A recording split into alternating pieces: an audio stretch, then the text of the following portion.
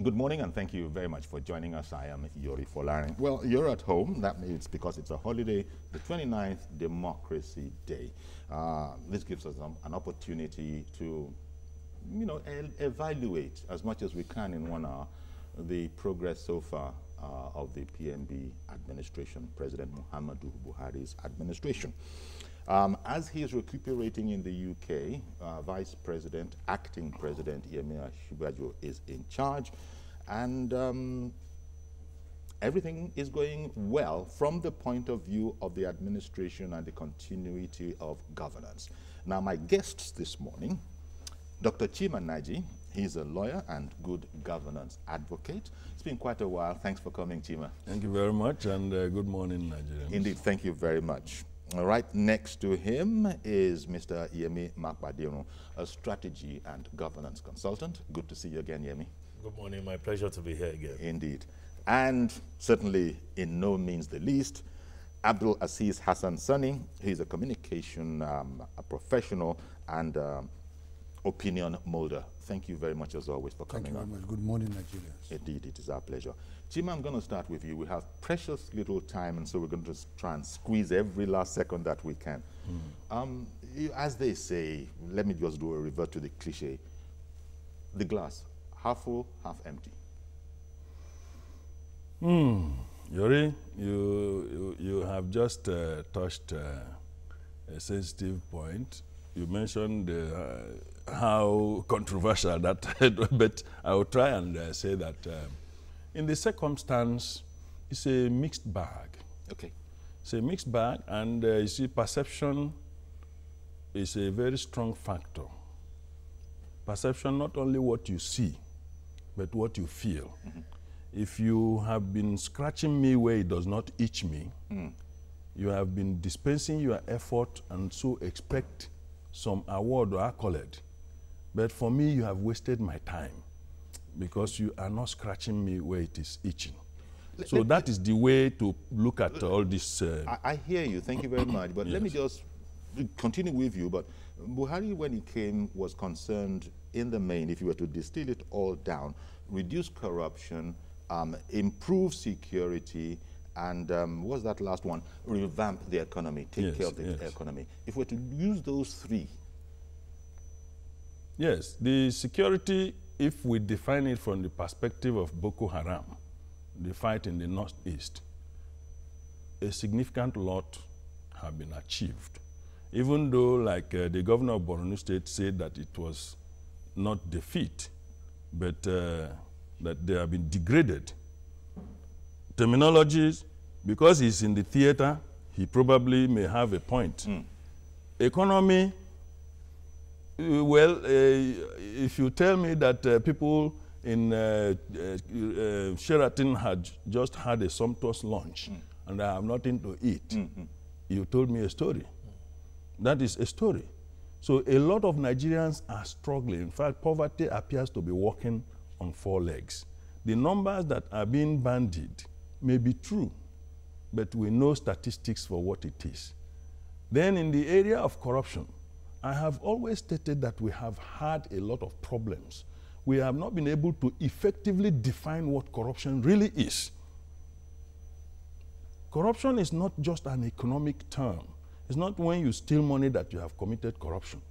Corruption can come from wrong policies that are directed at enriching a certain set of people or benefiting a certain class or religious group or cult group and so on and so forth. It is still corruption. When you take what belongs to everybody and use it to ingratiate a smaller group of people to the exclusion of those who are equally legitimately entitled, it is corruption.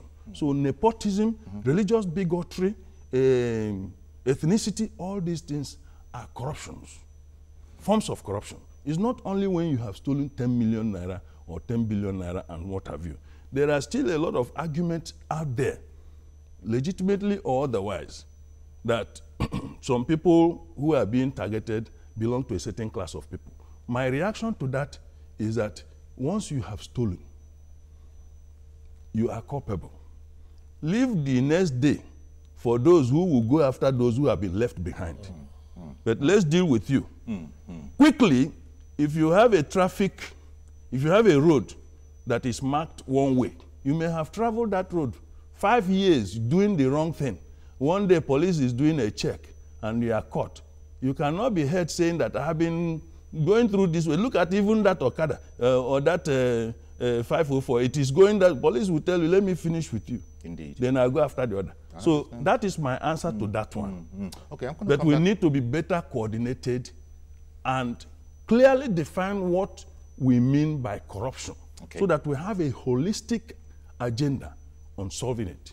I take the point you're making, and most Nigerians will also be able to read between the lines of that submission. Absolutely. Yemi, how optimistic are you that vis-a-vis the stated objectives of President Buhari when this administration came into being, there is still good reason to be optimistic? People are talking about we are not necessarily better off financially than we were, individually that is, than we were in 2015. Corruption, they're looking at what's going on. Boko Haram, just recently somebody tried to blow up himself at Unimaid, and so how optimistic are you that this is moving on apace? I'm cautiously optimistic. Cautiously optimistic because I am not in the thick of what is happening, but my mindset tells me that, just like Chima alluded, a few things are going well, a few things are not going quite well.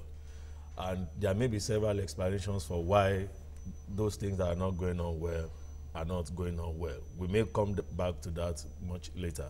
But if you ask me of my assessment, of my midterm assessment of this administration, I would say that to a large extent, it has begun, to drive Nigeria on a path that, with focus, commitment, and with buy-in by the critical sectors of the nation, we might just get it right. Now, some people are basing their analysis of the performance of this government on the promises that the party made, pre-election. And I think if you want to do that side by side, what is on ground, you will say the government has not done well. And I have two very quick reasons I'm going to give for that. During electioneering, you are free to promise anything. But at inauguration, you must begin to face the reality.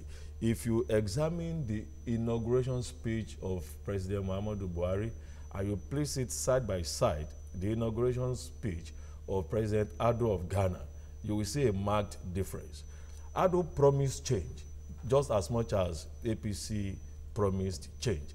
But at inauguration, he made it very clear that the road was going to be rough, that it was going to get worse before it gets better.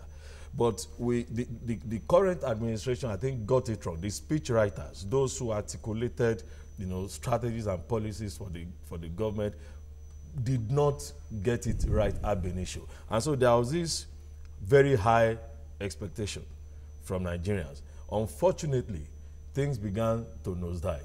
I mean, you have said it. Economically, Nigerians are not better off today than they were 2, 3, 4 years ago. But you can have a lot of explanations to either justify why it is so, and then restore hope in the people that, yes, it's getting worse only for it to get better. But again, until people see tangible fruits, it's going to be very difficult, because over and over again, I guess since 1966, Nigerians have gotten used to that line that it's going to get worse before it gets better. But they find out that it always gets worse than the last time. Okay, thank you very much. Now, if I were to come to you, Abdulaziz, first of all, when this administration came on, remember the speech that Yemi referred to, I can work with anybody. No. The part of it in the inauguration speech was that I belong to everybody and I belong to nobody. Everybody thought that was particularly, with the benefit of hindsight, a bit on the I don't know, dare I say it, naive side, bearing in mind the nature of the polity in Nigeria. Now, subsequently, the Buhari administration took its sweet time. In fact, there are those who say was slow in getting off from the starting block. Okay, here we are now at the midterm.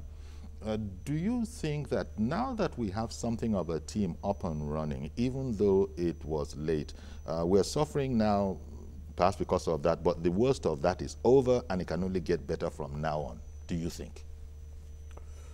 Thank you very much, Mr. Yori. You see, we will continue to give reference to the inauguration speech of Mr. President. And a friend of mine asked me a day to inauguration that what is going to be the roadmap of this government. I said, be patient, listen to the inauguration speech of the president. By tomorrow, we'll get to know the roadmap of the government. And the roadmap is very, very clear. He said, as a leader, everybody is your own. No apology for saying, I belong to everybody, I belong to nobody. As a leader, it should come from him. It's a normal thing to say. Okay. And you see, let me be very, very clear with ourselves. Destruction is not building. Any fool can do that. You see, Mr. President inherited a country that was vandalized, a country that was disunited, a country that was looted, point clear, by his predecessors. And you see, we should thank Mr. President for his opinion and for his open-mindedness. He's a person that always come out and express his mind to us. He's not a deceptive person. But in the fact, in the fact that he, about some months, you know, to his governance, he came out and he said, look, I felt like running away because what I'm seeing, I'm not supposed to be seeing it. You know what, I'm going to have to stop you here, but I'll go to the break, but I'm going to come straight back to you to continue. Please stay with us. We'll be right back.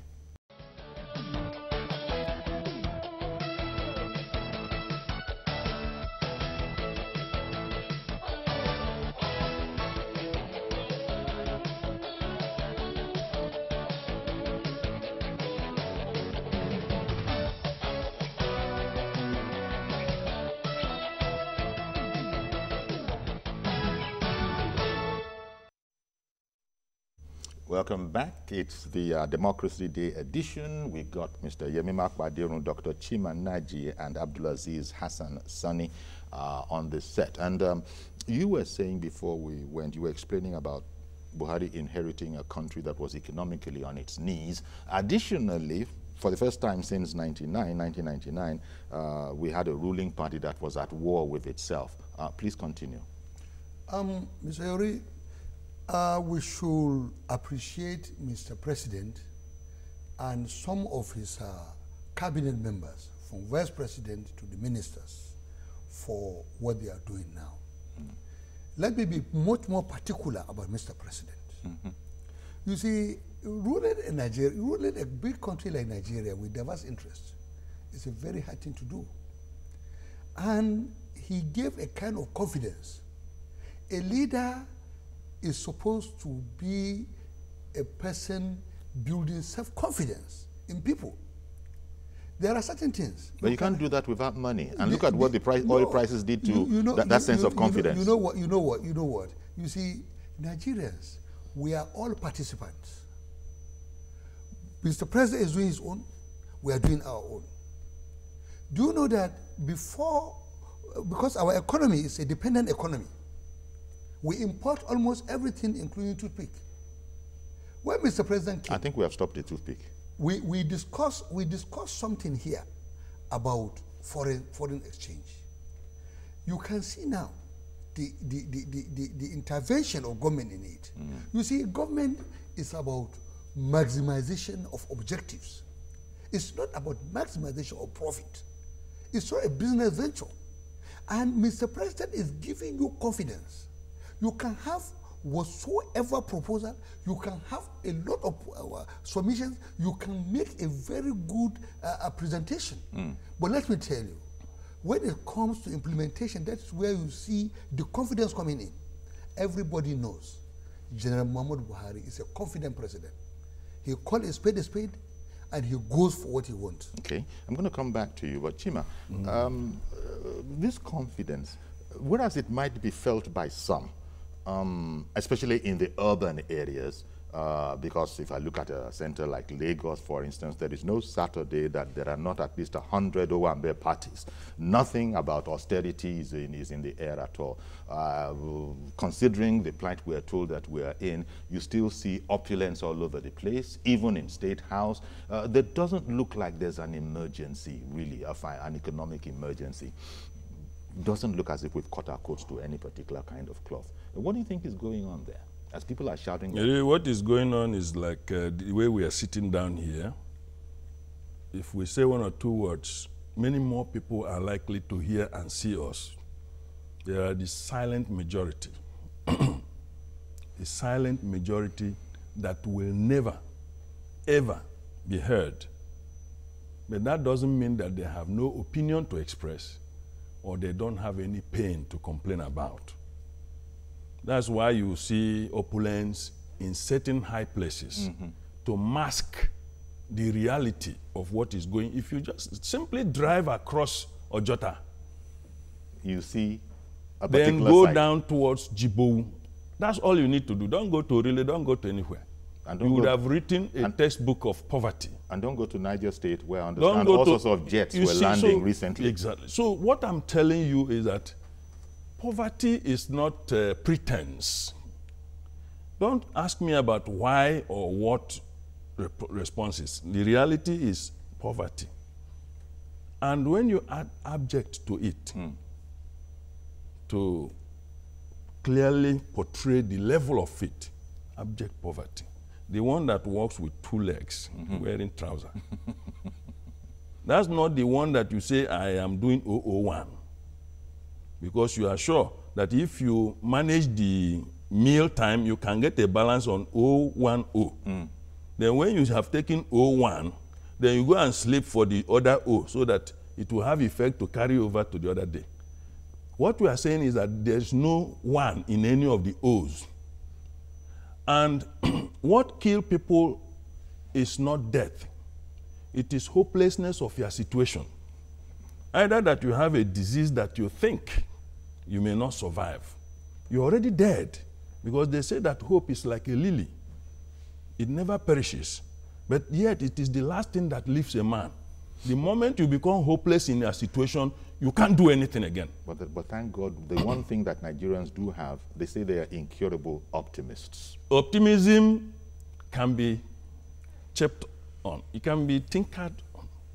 That optimism is dying in many people. At a certain level, just please, 1 second. At a certain level, you can still keep, being optimistic. But the issue is, just to make a comment on the issue of the president's performance. We lost 6 months. 6 months. And it was very surprising, even as he was later to confirm it, that he would have run away. You understand? Coming from his mouth, showed that he did not really expect what he was seeing, and so he did not have any plan. You need to understand his own background too. Most of the things that are still happening now, he has so much reference to 1984 or thereabout, or 83, 84, 85. He is used to that era, but Nigeria has moved on. But it is not the same water he stepped in that time that is still flowing. But I'm not sure it's accurate to say he didn't have a plan. It's just that the plan in the light of... Even planlessness is a plan. But he certainly can't be guilty of that. But the truth of the matter because we're is that... given roadmaps. Look at Macron.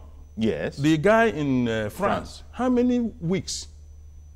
The following 2 days, he had already had his cabinet and he was addressing the issues on ground, the issues of the moment, people across the divide to bring people together and forge ahead. I'm going to come back to you. One of the major interests, one of the major function of a chief executive, whether state, corporate organization. Look at this place now.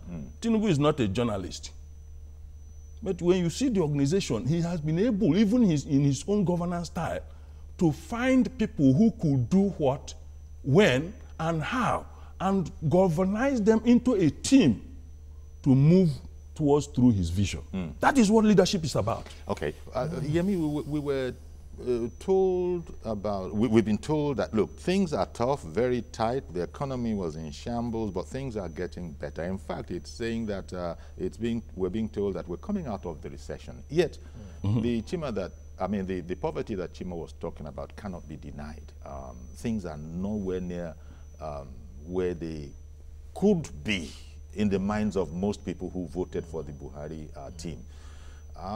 So those people, what does one say to those people who are beginning to not exactly lose hope, but quite frankly, they just don't know where they are anymore because they put so much on the change notion of the APC and President Buhari, and the fact that it was clear Buhari was here to do the work and not do anything else but the work. His vice also. But that which they wanted to affect, that change, Buhari and Osinbajo declared their assets as a tiny example. I don't know that everybody else in governance followed suit. You see, so you begin to get a sense of, is this really one team? And I'm talking about the same party, to the extent that you can call APC one party.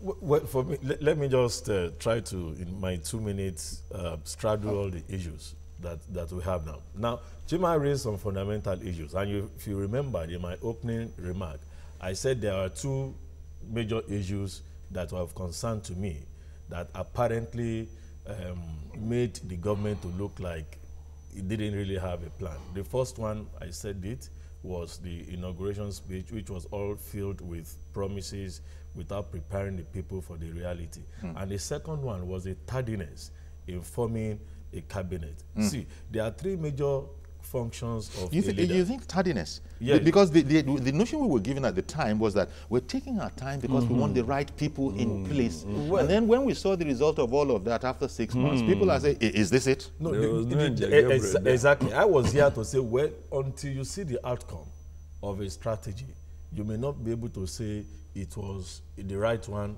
or the wrong move. But right now we can see that that period of 8 months, not 6 months, actually made the government to lose momentum. Okay. You see, I'm sorry, don't lose the momentum because I'm going to come back to you after this break. So please don't lose any momentum. Stay with us, please. We'll be right back.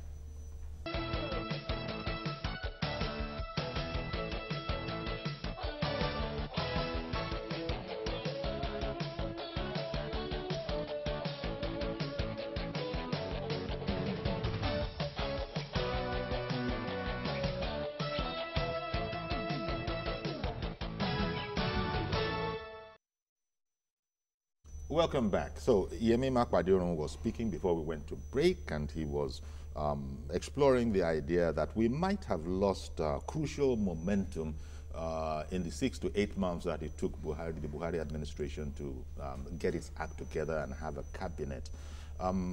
You feel, well, it's a difficult thing to get movement from inertia and then not to talk of momentum. Yes, but I think that defines Mr. President. He takes his time, he's a very deliberate man.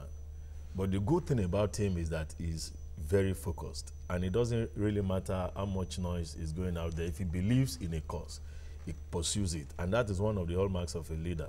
You set a direction, but you also need to align forces so that not everybody will be on the same page with you, but let there be substantial buy-in.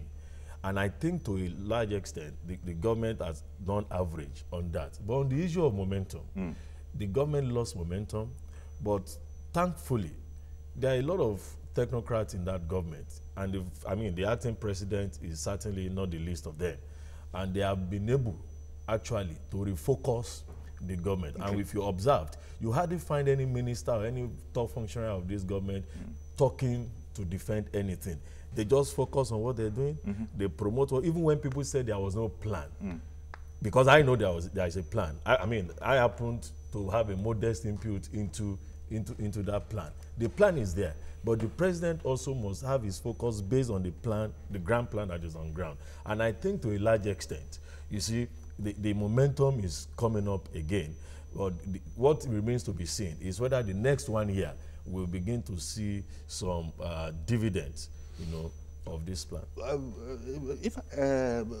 Abdulaziz, do you think that the additional distraction for APC, the ruling party, of the internal warfare, because as I was saying, those that want can still call APC one party, but we know where APC's ranks have been swollen by PDP, so we know all of that. Now, this has caused some problems, has caused some distractions. We've even had a situation where the executive has to contend with the legislature.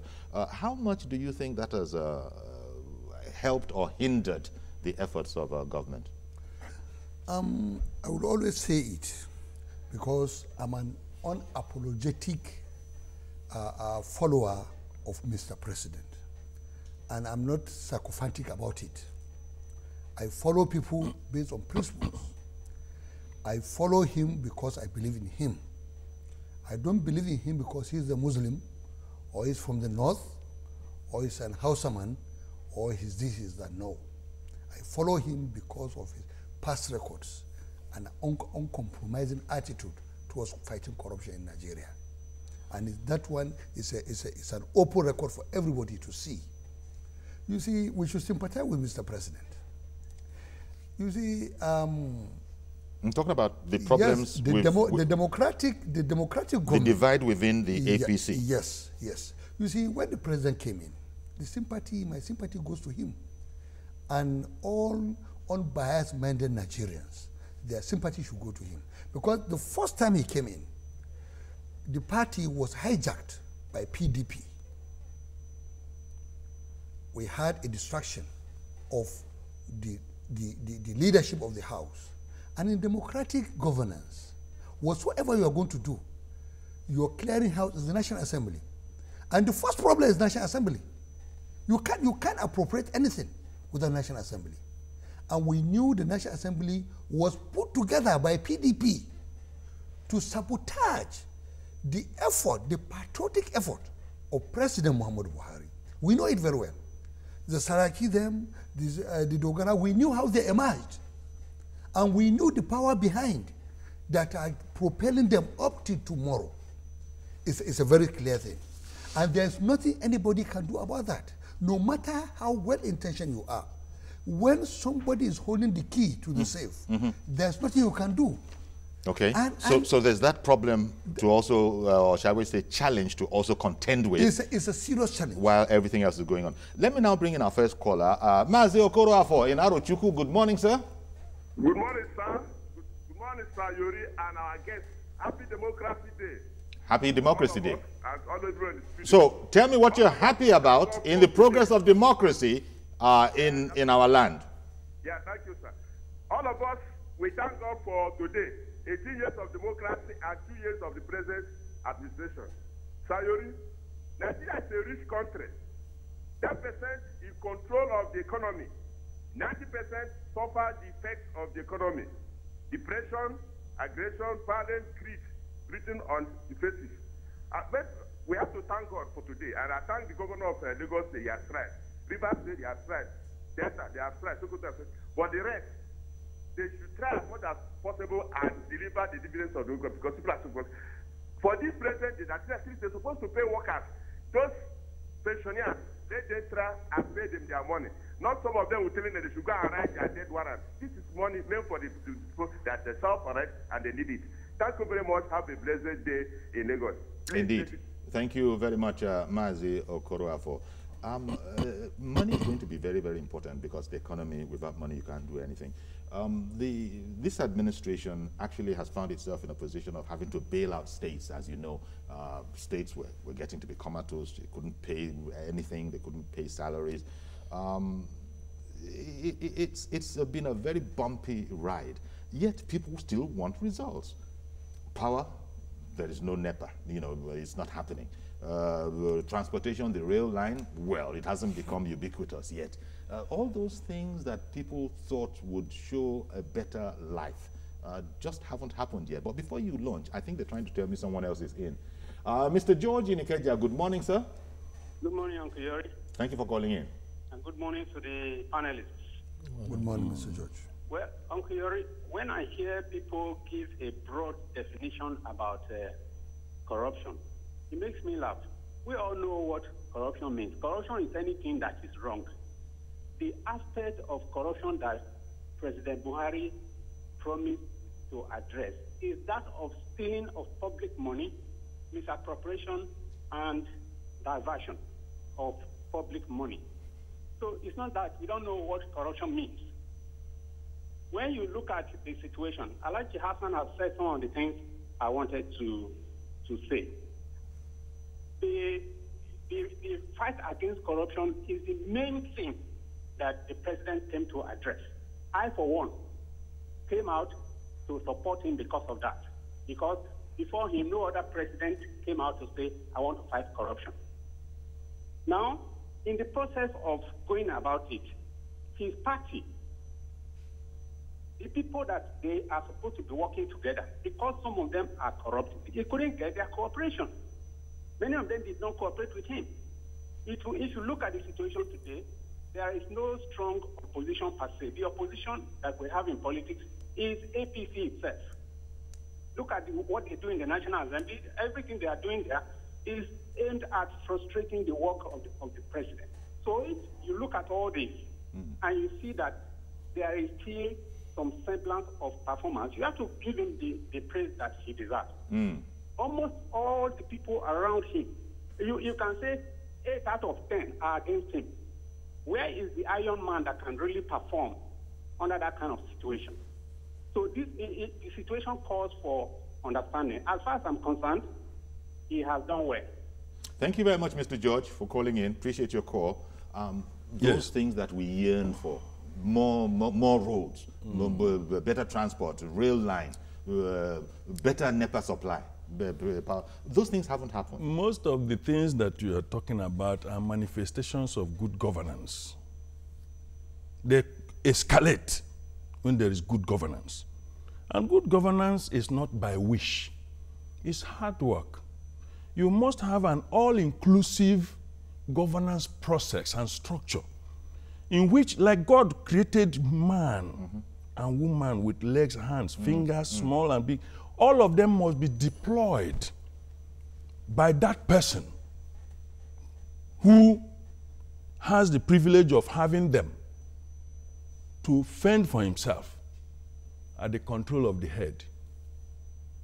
The moment you begin to exclude this hand, when you are insisting that you are a right-handed person, the day somebody grabs you on the right hand, you will not be unable to use the left hand. The day you say, I'm a leftist, I'm a footballer, and you are insisting on only perfecting the use of this one, the day somebody who knows that this is the one that you use to cause danger at the goal post, they seize your leg, you cannot use this one to tip the ball into the goal post. You think something like that is what happened exactly. To us? In fact, I was discussing with someone, I said the corruption in Nigeria is an ethnic citizen. I didn't have time to elaborate. Unfortunately, too, I may not have time here, too.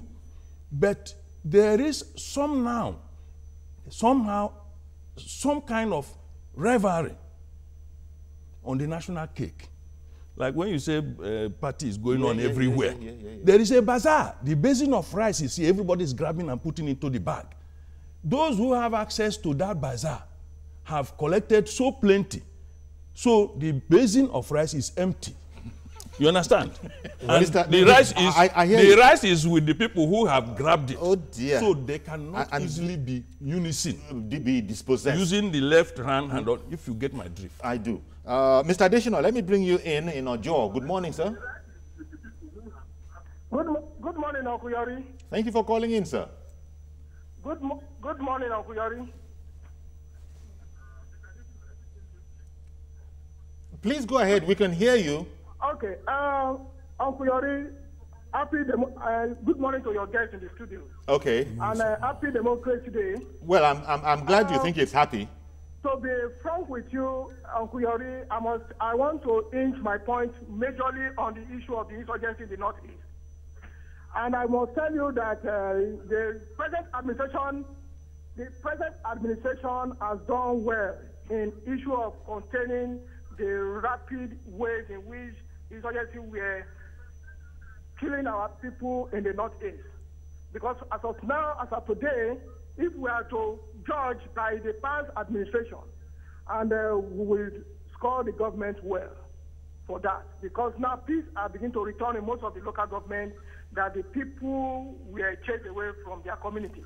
But be that as it may, on the issue of the economy, I think because we know divergent interests, conflict of interest here and then, and political ego among the political allies, and we see policies that are not even friendly, that we are alien to, and they are bringing them on board. This, coupled with our low income earning on oil, which is our only mono economy we have in the country. But I believe gradually we will get it, we will get there. All right, then we still need to be patient with this administration, because 2 years on board, for the past 16 years, the PDP has been in government. We still need patience so that they need to fix many things. On roads, we can see most of the state construction work is going on. Everybody can see, those that travel, we can see, but then things are still going in a slow pace. But I believe we'll get there. So the glass is half full from your point of view. That need to improve upon on the economy, on infrastructure. I believe in the next 2 years, we will get there. And once again, happy democracy. Well, thank you very much. Clearly, you think the glass is half full. Yemi, would you like to react and start off? I'm going to interrupt you very shortly, but go ahead. Yes. First and foremost, I want to totally agree with the last caller, and I want to disagree with Chima in the area of people emptying the bowl of rice. If there is anything that this government has done, it is to establish a culture of accountability. And I can tell you, to put a cover on the rice first. Yes. Don't forget, and there is a system that was put in place. Before now, I mean, I'm going to come back to you. Okay. But I think I want to leave now for a commercial break, and we've established that the PMB has put a cover on the bowl. There is a lid on the bowl. There's now a lid on the rice. The rice is still there. Stay with us. We'll be right back.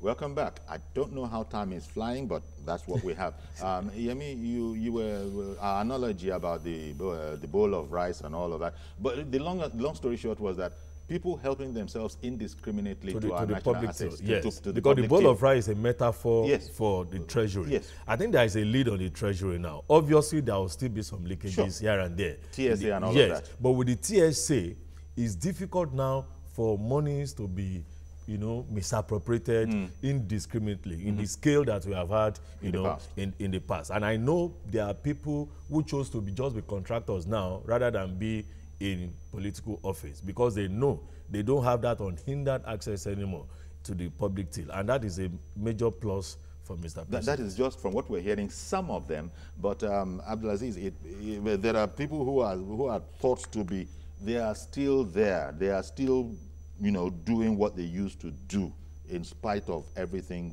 having changed. Mr. President cannot be everywhere. And we must all participate. We should give him a helping hand. One question we should ponder over and ask ourselves: are we helping Mr. President? How? Are we helping the acting president? How?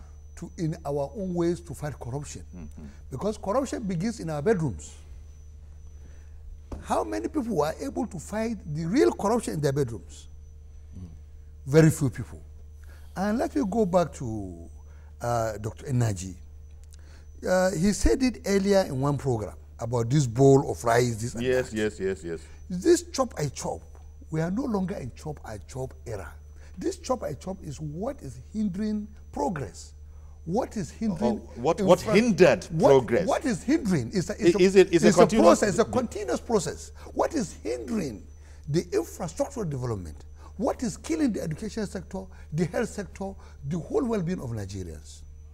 Because there was a man that said something that caught my attention. He said the political illiterate is the worst illiterate because he sees nothing and he hears nothing. Because by his lack of participation in politics, he has no idea on the political decision that influences his well-being. The cost of living, the rent, and everything are all dependent on political decision. Indeed. And when you talk about political illiterates, there are political illiterates elsewhere, but then there's a trustworthy government that even if they are illiterate, there are people who are highly educated on their behalf. No. And then, as it were, serve them the dividends of democracy on a platter. I'm not referring to the government. You're not? I'm referring to the governance. Okay. Let me go to Ghana. Maxwell in Ghana, good morning. Good morning, Mr. Yori. Thank you very much for calling in. You're welcome. Please go ahead. Okay. I don't think that Muhammadu Buhari. In fact, I want to salute you, the able three gentlemen, and you, Uncle Yori. Thank you, sir. I believe that Muhammadu Buhari is trying the much he could, but he has surrounded himself with people that will never allow him to see the light of the day, no matter how hard he tries. Comparing 1983 and this present time, it is quite a different ballgame altogether in politics. Nigeria has been thrown into a stage where they believe that without the center, other segments of the country or the federation cannot work.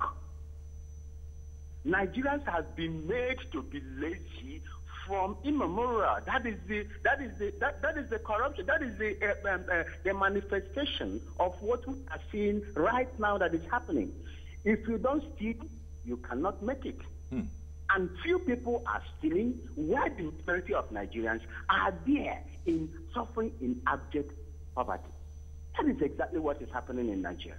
Indeed. Thank you, and have a great day in Lagos. Indeed. Thank you very much for calling in, Maxwell from Ghana.